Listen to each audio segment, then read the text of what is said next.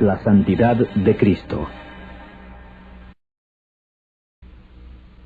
Hablé con un caballero el otro día que al dar un mensaje ante cientos de alumnos en medio de su discurso, él fue interrumpido por estudiantes hostiles. Hablaba sobre Cristo y en medio de su mensaje alguien gritó: ¿a quién le interesa?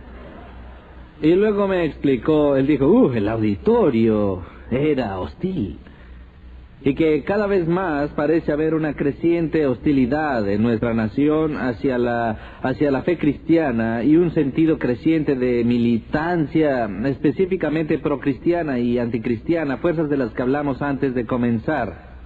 En algunas ocasiones, lamentablemente, los no creyentes temen que militantes cristianos lleguen a intentar forzar la adhesión religiosa de personas no creyentes a través de leyes, reglamentos y todo eso, y están justificadamente atemorizados de esto. Trato de recordarles a mis hermanos y hermanas que la primera enmienda de la Constitución de los Estados Unidos protege a los no cristianos tanto como a los cristianos.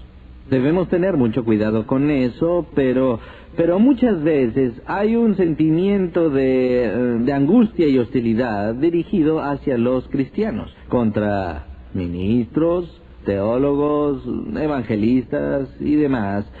Y en medio de todo eso, lo que encuentro extremadamente raro es que alguien públicamente critique la integridad de Jesús. Pienso, por ejemplo, en un comentario que George Bernard Shaw hizo una vez, en el cual criticaba a Jesús. Él no era cristiano, y Shaw dijo de Jesús, cuando criticó su comportamiento, él dijo, había momentos en que Jesús no se comportaba como cristiano. Y yo pensé que era algo irónico que cuando George Bernard Shaw quiso criticar a Jesús, no se le ocurrió otra pauta moral más elevada para criticarlo que la conducta de Jesús mismo. Como dije, aunque encuentro grupos de verdadera hostilidad dirigidos hacia mí, hacia la iglesia o hacia la historia de la influencia cristiana, sin embargo hay una especie de reserva al hablar de Jesús. Porque entre tantos seres humanos que han vivido, dudo que alguien haya inspirado más respeto universal por su conducta e integridad que Jesús de Nazaret. De hecho, el mundo es respetuoso con Jesús. La pregunta que me queda es, ¿por qué, si fue alguien tan maravilloso, tan amoroso, tan bondadoso y compasivo con todo tipo de personas enfermas y despreciadas, una especie de Madre Teresa de su propia generación y aún más, ¿por qué fue asesinado? No solo fue ejecutado, sino que las masas clamaban por su sangre.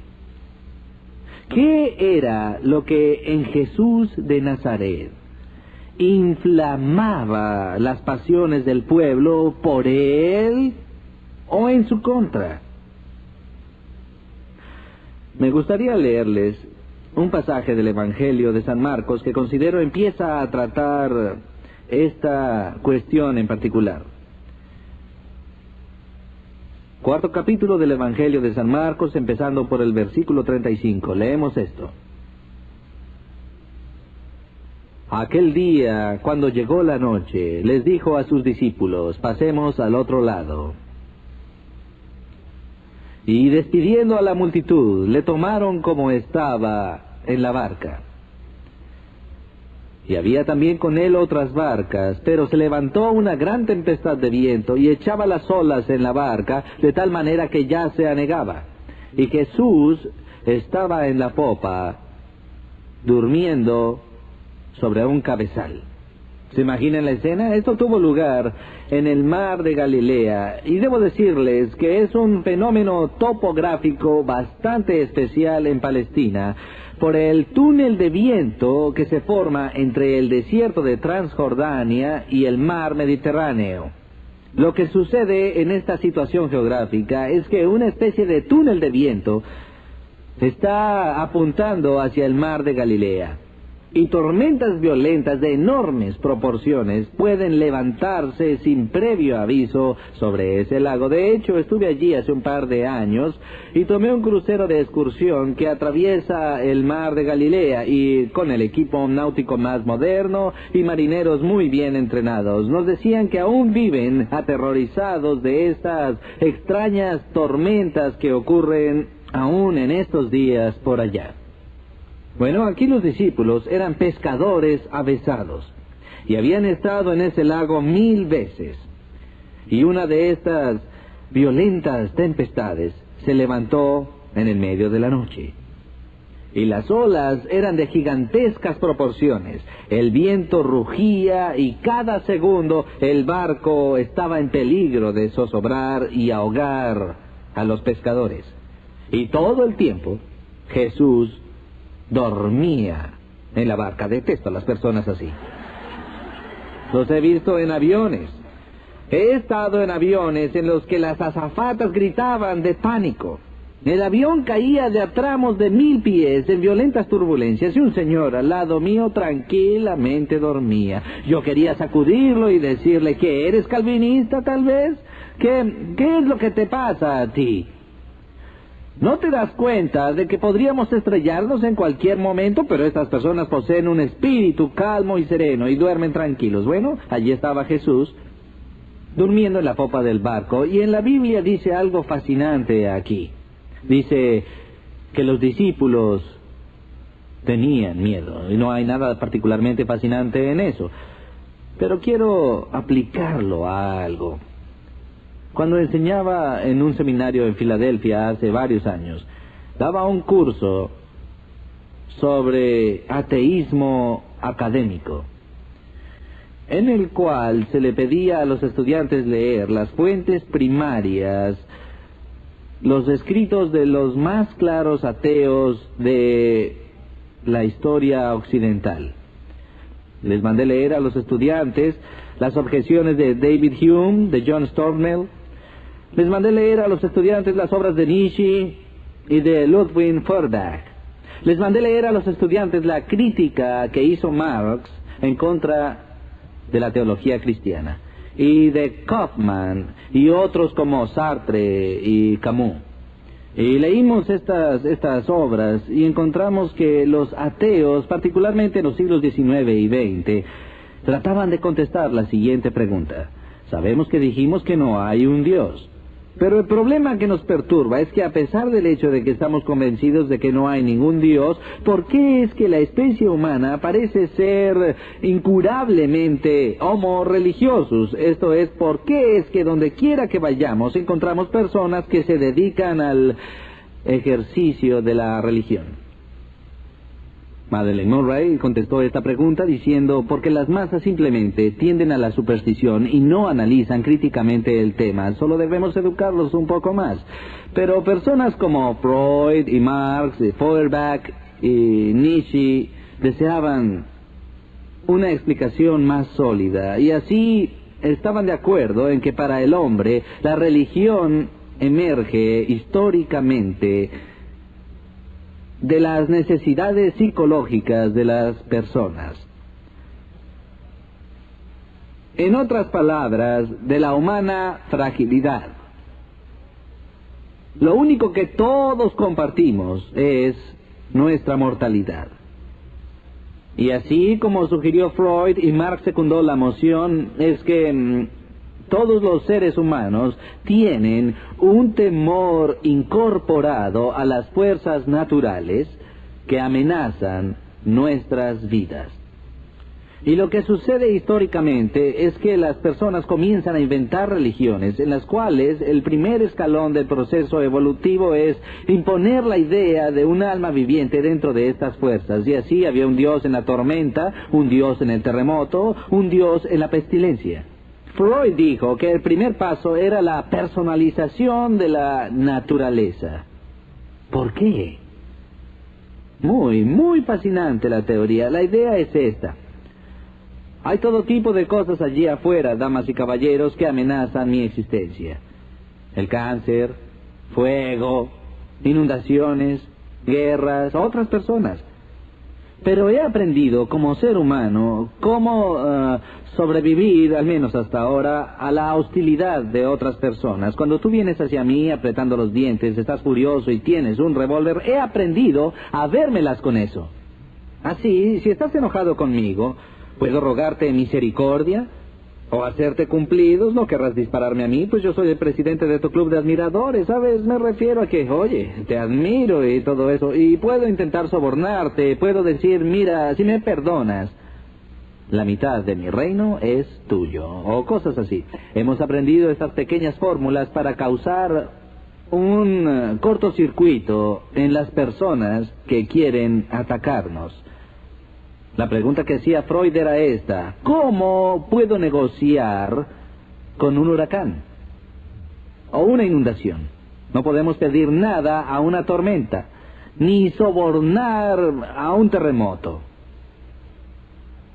No podemos halagar al cáncer y lograr que se vaya.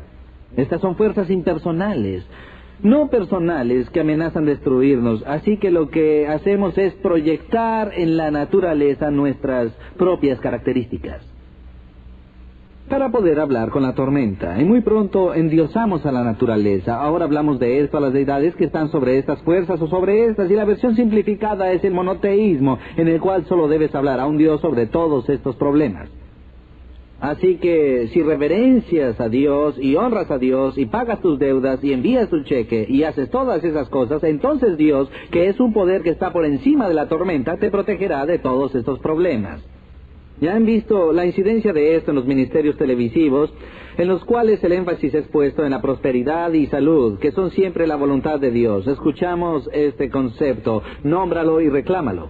Y lo que debes hacer para ser próspero o ser curado solamente es nombrarlo, confiar y tener fe en ello, y Dios otorgará estas cosas. Jugué al golf con un hombre aquí en Texas la última vez que estuve en la ciudad. Él sufría miserablemente. En los primeros 9 hoyos envió la pelota por cualquier parte. Llegamos al 10º hoyo y trazó una línea. Allí mismo dijo: muy bien, a partir de ahora empezaré a jugar golf. No más tiros malos. Yo dije: muy bien. Envió una pelota afuera. Después de eso sacó otro palo y la envió más lejos. Y luego de hacer 6 tiros más y no llegar al hoyo, se dio vuelta y dijo: no me alcanzó la fe. Pero tenemos la habilidad de proyectar nuestros deseos y anhelos sobre la naturaleza, como indicó Freud. Así que dijo: la religión es esto, por nuestro temor a la naturaleza inventamos a Dios. Es así de simple. Y así Dios se convierte en una muleta o en un opio, como sugirió Marx, para las personas que simplemente no soportan vivir en un universo hostil o indiferente. La razón por la cual es tan importante considerar este episodio de las Escrituras, damas y caballeros, es esta. Es que aquí encontramos que los discípulos de Cristo están aterrorizados porque se encuentran ante las fuerzas destructivas de la naturaleza. Sus vidas están en peligro a causa de la tempestad que se ha levantado en el mar. Y la Biblia dice que están atemorizados. ¿Y qué hacen las personas atemorizadas en medio de una crisis? Inmediatamente van al líder. Así que fueron a la popa del barco y, sacudiendo a Jesús, le dijeron: Maestro, haz algo o pereceremos.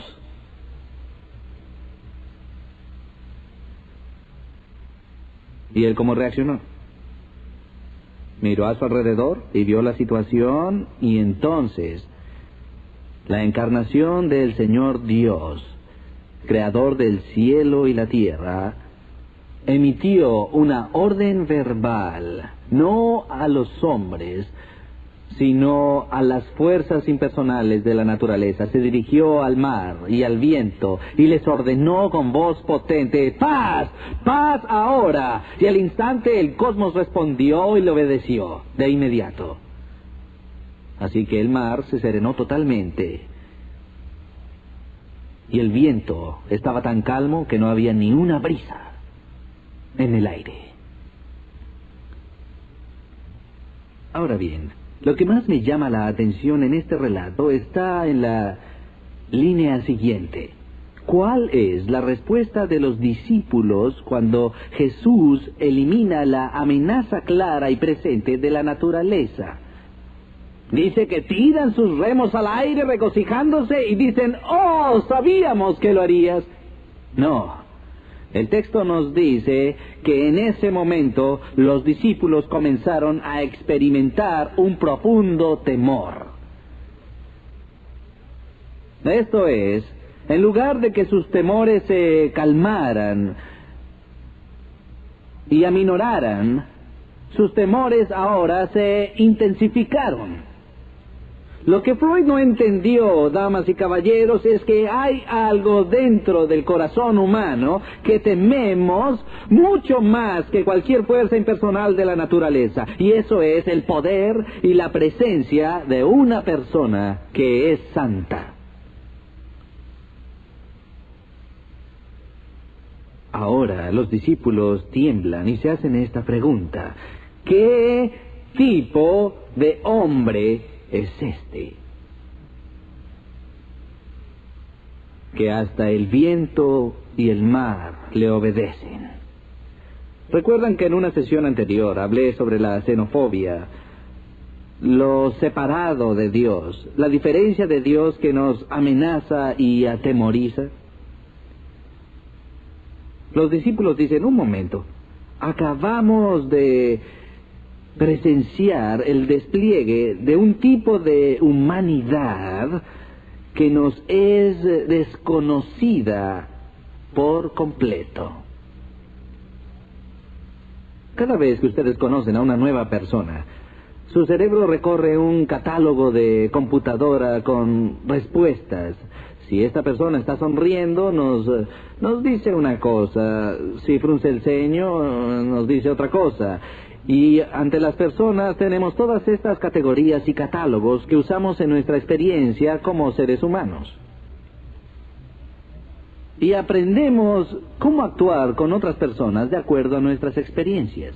Hace unos cuantos años hubo un movimiento en este país de una terapia que proponía que todos debían despojarse de sus ropas literalmente, dejarlo todo al aire y revelar los profundos secretos de sus corazones.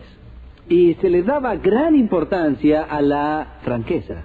¿Lo recuerdan? Todos decían, quiero que seas vulnerable. Este movimiento vivió muy poco tiempo, pues las personas fueron mortalmente heridas cuando se abrieron demasiado. Me recuerda la historia de los 3 ministros, que cuando llegaron a los vestuarios, después de jugar golf, experimentaron una sesión espontánea de confesión. Y uno de los ministros dijo, ¿saben? Mi conciencia realmente me molesta. Intento ser un pastor y ser recto, pero tengo una debilidad contra la que he luchado toda mi vida. Es la debilidad por la bebida. Y dijo, bebo a escondidas. Y no he podido vencerlo. Los otros 2 hombres dijeron, oh Dios, realmente oraremos por ti. Y el segundo dijo, yo también tengo que confesar algo, tengo una lucha, la lujuria me tienta todo el tiempo y he podido controlar mi conducta, pero mis pensamientos no siempre han sido puros y no sé cómo vencer esta situación. Espero que ustedes oren por mí. Ellos dijeron sí, el tercero no dijo nada. Los otros 2 dijeron, bueno, ¿tú no sufres ninguna tentación? El otro dijo sí. Dijeron, ¿cuál es? Y él dijo, soy un chismoso compulsivo y me muero por salir de aquí.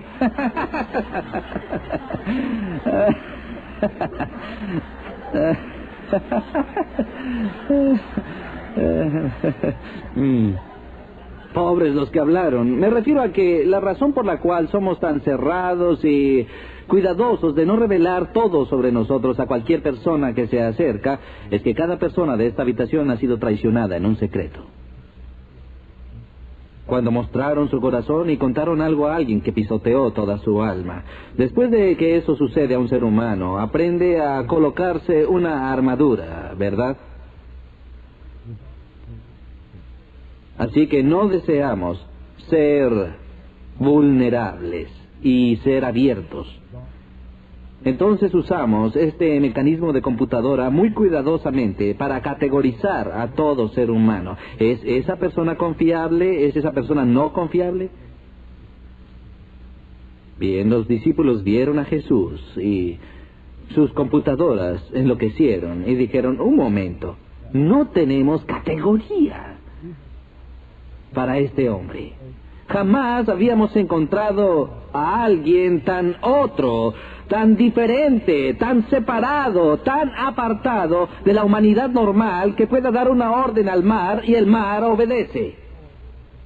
En otras palabras, damas y caballeros, lo que aterrorizó a los discípulos es que de pronto se dieron cuenta de que estaban ante la presencia de lo santo.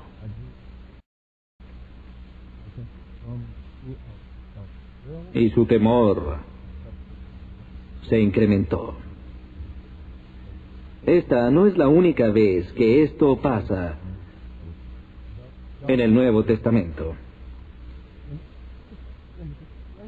En otra ocasión, las mismas personas, en el mismo mar, donde leemos que los discípulos han estado toda la noche pescando, y vuelven y sus redes están vacías. Y Jesús se les acerca, ustedes conocen la historia, le dice a Pedro, ¿cómo les fue? Pedro se queja y dice, fue terrible, ni un solo pez. Él dijo, bueno, Pedro, ¿por qué no tomas las redes y las pones a este lado de la barca? Recuerden que el perfil que se da de la personalidad de Pedro en la Biblia es el de una persona algo impetuosa. ¿Pueden imaginarse lo que pensó Pedro cuando Jesús le dijo que pusiera las redes del otro lado de la barca? Me lo imagino. Él habrá querido decir algo así como, hey, Jesús, eres un teólogo fantástico, un maestro religioso increíble, pero dame algo de crédito en nombre de Dios. Soy un pescador profesional y he puesto la red en todos los lados que hay en la barca durante toda la noche, y ahora intentas decirme cómo pescar. Pero tú eres el maestro y yo el discípulo. Le daremos gusto, muchachos, echen la red por la borda. Ya saben lo que pasó, todos los peces del mar de Galilea saltaron a la red. Tuvieron que traer otra barca y ponerla al lado, pues estaban a punto de zozobrar a causa del peso que cargaban. ¿Y qué es lo que hizo Pedro? Recuerden, Pedro es judío. Y es un hombre de negocios. Él no pesca por diversión, sino para ganarse la vida. Si yo hubiese estado en el lugar de Pedro, hubiera buscado en mi túnica un contrato y hubiese dicho, Jesús, este es el trato. Te ofrezco ahora mismo el 50%. Todo lo que quiero es 5 minutos por mes. Solo dame una mañana de sábado al mes y dime dónde poner la red. Eso es todo lo que quiero por el 50%. Pero Pedro no hizo eso. ¿Pueden creer lo que Pedro le dijo a Jesús? Pedro miró a Jesús y dijo esto. Es increíble. Dijo, aléjate de mí, pues soy un hombre pecador.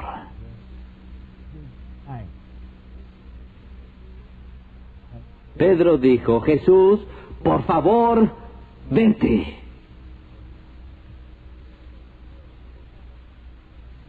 No puedo soportarlo. ¿Ves lo que pasa? Es que cuando alguien que es santo se acerca a nosotros, inmediatamente nos sentimos incómodos, tomamos tremenda conciencia de nuestro carácter profano y queremos que esa persona se aleje de nosotros lo más posible. Hace unos años se organizó un torneo de golf en Carolina del Norte. Y el campeón defensor en este evento de golf tan importante había sido el ganador en años anteriores del premio al golfista del año. Como él iba a obtener este premio ese año en el torneo de Carolina del Norte y también era el campeón defensor del torneo, parte del reconocimiento era este. Él debía jugar su primera vuelta de práctica con Billy Graham, el presidente de los Estados Unidos, y Jack Nicklaus. Eran el golfista del año, Nicklaus, Billy Graham y el presidente. Un cuarteto impresionante. Así que salieron al campo y jugaron la vuelta de práctica. Cuando volvieron, un amigo mío estaba allí y se acercó a este golfista y le dijo, hey, ¿cómo fue? jugar con Billy Graham, Jack y el presidente de los Estados Unidos. Y ese golfista estaba furioso. Y respondió con ira, dijo: fue odioso. No era necesario que Billy Graham me empachara con religión durante los 18 hoyos de golf. Y entonces se fue enfurecido y recorrió el campo de práctica con su carrito y se bajó a golpear una pelota tras otra, enfurecido y descargando todo su enojo. Así que mi amigo se acercó, me llamó y nos sentamos a observar hasta que el balde de pelotas se vació. Y se acercó y le dije: así que Billy realmente te presionó, ¿eh? Y él dijo: no, en realidad Billy no habló en absoluto de religión. Solo tuve un mal día. La Biblia dice que los malvados huyen, aunque nadie los persiga. Lutero dijo que es la experiencia del hombre no creyente temblar ante el movimiento de una hoja. Aquí había un hombre que pasó su tiempo con Billy Graham, que es uno de los seres humanos más buenos que se puedan conocer. Y Billy Graham no tuvo que decir ni una palabra sobre el cristianismo para que esta persona se sintiera incómoda. Me doy cuenta de que cuando yo juego al golf tengo que pensar en los demás, porque si me uno a un grupo desconocido, siempre la pregunta inevitable será: ¿y usted a qué se dedica? Y todo lo que debo hacer para arruinar la diversión que disfrutan las personas en el campo de golf es decirles que soy ministro. Así que yo invento, solo les digo que soy escritor. ¿Y sobre qué escribe? Sobre muchas cosas. Estoy en el negocio de los seguros, ¿saben? Lo que sea. No porque esté avergonzado de ser lo que soy, sino porque no deseo arruinarles el día, pues en cuanto yo les digo que soy ministro, ellos comienzan a alejarse de mí. Y piden disculpas por el lenguaje que usan. Las personas se sienten incómodas. Imaginen que alguien se siente incómodo ante mí. Es ridículo. Pero las personas se sienten incómodas en nuestra presencia, no porque seamos santos, sino porque representamos a aquel que lo es. Es interesante para mí que los enemigos más vehementes que tuvo Jesús en su vida fueron los fariseos. Aquellos hombres que se dedicaban a la rectitud. Ellos eran los rectos. Y las personas que se sentían más cómodas con Jesús eran los pecadores sin hogar, pues ellos no tenían ninguna ilusión de su propia rectitud. Pero aquellos que se enorgullecían de su pureza moral, cuando Jesús venía, exponía su impío carácter. Pues cuando la luz llega, la oscuridad no puede soportar su presencia. Cuando Pedro le dijo a Jesús: por favor, vete, Jesús no quiso irse. Para alegría eterna de Pedro, Jesús no hizo caso en lo absoluto a su invitación. En su lugar dijo: Pedro, ven aquí. Tú ven a mí. Estás cargado. Estás agobiado. Te voy a dar paz.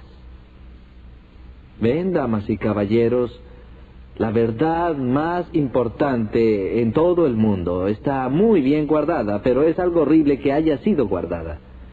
Y es que somos invitados a la presencia de un Dios santo. Sartre dijo en sus escritos que lo último que deseaba era ser sometido a la mirada incansable de un Dios santo. Y aún así David, después de ser sometido al escrutinio de Dios, le dijo a Dios: oh Señor, examíname y conóceme. El secreto que el cristiano lleva consigo mismo es saber que en un lugar solamente podemos ser vulnerables, en el que podemos sentirnos cómodos. El único lugar en que podemos estar desnudos sin temor es en la presencia de Cristo. debemos llegar a entender que aunque tengamos un temor y antipatía internos hacia lo santo, y aunque reconozcamos que somos impíos, en Cristo, damas y caballeros, somos bienvenidos. Los primeros frutos, nos dicen los apóstoles, de la justificación de una persona son estos dos: paz con Dios y acceso a su presencia. Estoy seguro de que hay personas en esta habitación, o que están mirando esta serie en video, que no tienen paz con Dios. Que aún dicen como Pedro: por favor vete, Jesús, porque me hace sentir incómodo. Y yo les digo a ustedes, les imploro, que si han estado oyendo esta serie sobre el carácter de Dios, consideren un par de cosas. Una es que no hay posible escapatoria jamás de la santidad de Dios. Van a tener que entenderse con ello, ahora o en algún momento. Así que les suplico que en este instante lo resuelvan. Que comprendan que hay una rectitud que Dios ha provisto para ti en Cristo, que no es nuestra propia rectitud, es una rectitud extraña, es una rectitud foránea, es la justicia de Cristo que se te ofrece libremente si te sometes al reinado de Cristo. Todo lo que Él tiene y todo lo que Él ha hecho se convierte en tuyo. Y las peores tormentas de ira divina que puedan imaginar son silenciadas para siempre. Y Dios declara la paz. Y experimentarán lo que experimentó Isaías cuando conoció la palabra de Dios que dijo: mirad que te es quitada tu culpa. Ser cristiano es ser perdonado. La esencia de la fe cristiana es la gracia. La esencia de la ética cristiana no es la arrogancia, sino la gratitud. Y perdónennos si ante los no creyentes nos mostramos ante ellos como rectos, pues yo les garantizo que no hay cristiano en esta habitación que sea recto en sí mismo. Pero resuélvanlo, ahora y para siempre. Oremos. Padre, perdónanos por huir de tu presencia aterrorizados. Padre, perdónanos por participar de hostilidades en tu contra. Padre, cúbrenos con la justicia de Cristo, que por una vez en nuestras vidas podamos sentirnos cómodos en tu presencia. Pues lo pedimos en el nombre de Jesús. Amén.